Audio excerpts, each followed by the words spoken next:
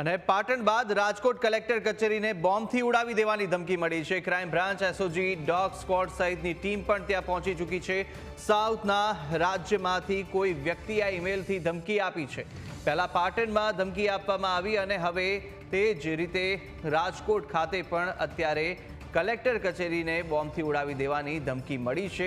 Rajkot collector કચેરીને બોમ્બથી ઉડાવી દેવાની ધમકી મળતા ક્રાઇમ બ્રાન્ચ, એસઓજી અને સાથે પોલીસનો કાફલો પહોંચી ચૂક્યો છે। ડોગ સ્ક્વોડ સહિતની ટીમ છે તે અત્યારે કલેક્ટર કચેરી ખાતે પહોંચી ચૂકી છે। મહત્વનું છે કે સાઉથના રાજ્યમાંથી કોઈ વ્યક્તિ દ્વારા ઈમેલ કરવામાં આવ્યો છે। પાટણમાં પણ અત્યારે તપાસ ચાલી રહી છે કલેક્ટર કચેરી ખાતે, અને એ જ રીતે જે મેલ રાજકોટમાં કરવામાં આવ્યો છે ત્યાં પણ અત્યારે પોલીસ દ્વારા તપાસ કરી દેવામાં આવી છે, અને સાથે આ બોમ્બ કેવી રીતે, કોને આ ઈમેલ કર્યો છે તે દિશામાં પણ સાયબર ક્રાઇમ તપાસ કરી રહી છે।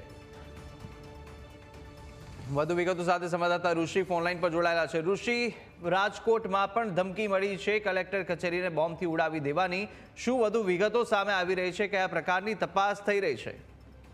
રાજકોટ કલેક્ટર ઓફિસને પણ બોમ્બથી ઉડાડી નાખવાની ધમકી ભર્યો ઈમેલ મળ્યો છે।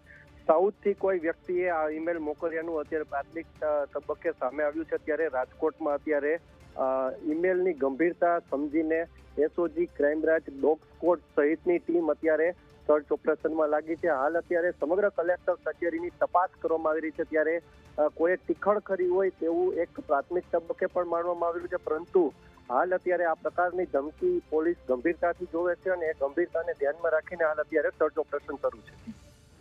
જી ઋષિ, માહિતી સાથે જોડા બદલ આપનો આભાર।